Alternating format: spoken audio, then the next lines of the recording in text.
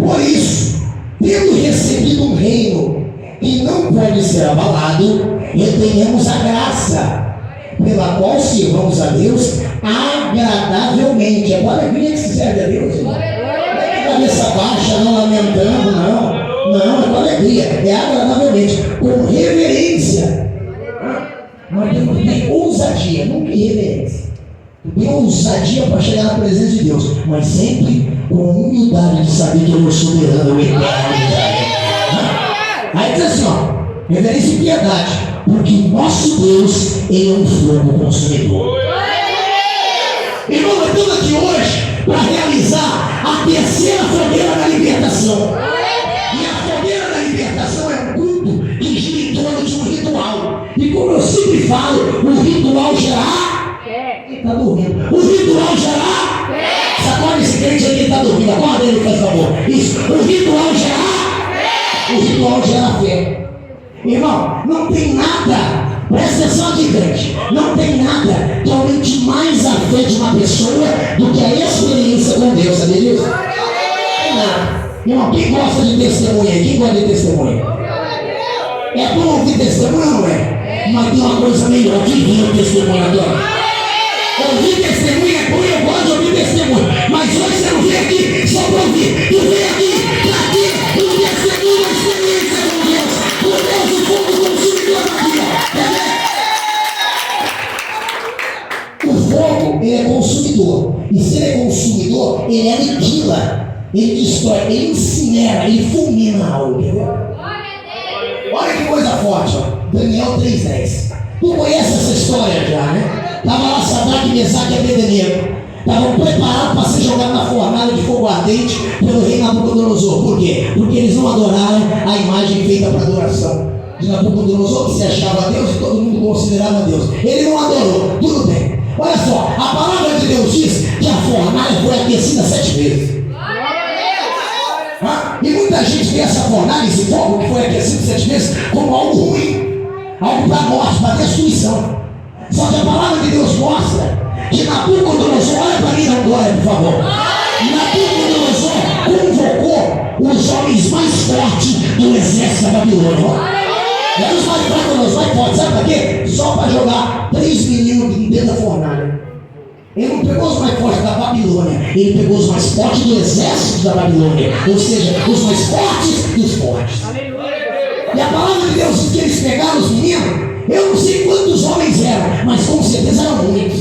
Pegaram os meninos e lançaram dentro da fornalha, e estava tão quente aquilo, irmão, que o fogo incinerou aqueles que lançaram os meninos na fornalha, fulminou. Amém. Os 3 estavam lá dentro. Nabucodonosor viu eles, não queimou, viu o quarto homem, Jesus Cristo estava dentro do fogo. Isso aí tu já conhece. Mas eu quero te dizer uma coisa: ali dentro da fornalha não era um fogo comum.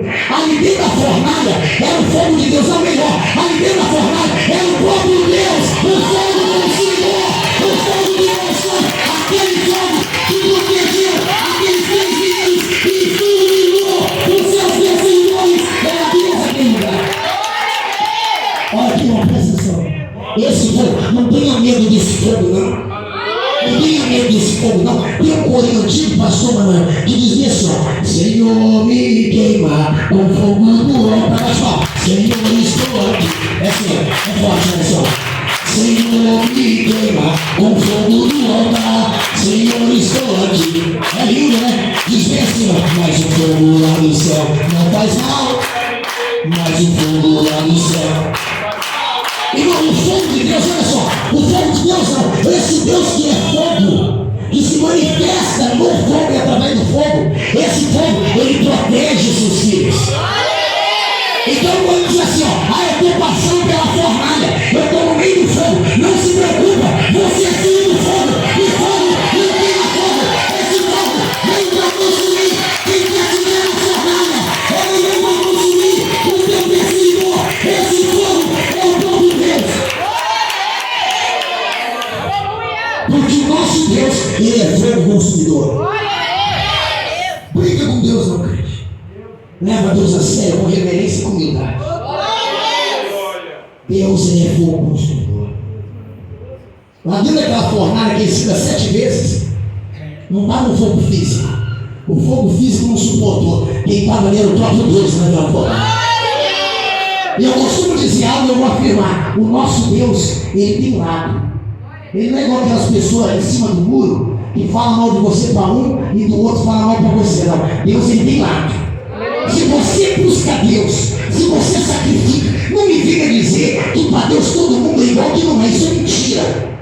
Deus amou, lá no passado, Deus amou o mundo de tal maneira, ele fez a parte dele. Se você está na presença de Deus e tem alguém querendo ver a morte, vem Deus quer ver você queimar no meio da jornada.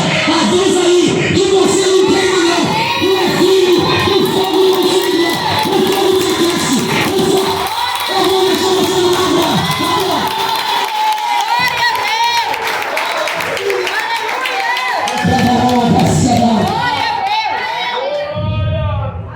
Nosso Deus, ele é fogo consumidor. 1 Reis 18, 38 em diante. Cena épica. Uma das cenas bíblicas que eu queria ver era essa. Pudesse voltar no tempo para assistir. Imagina só, um homem cheio do Espírito Santo, cheio de autoridade, temido pelo povo e até pelo rei. Elias, o profeta do fogo.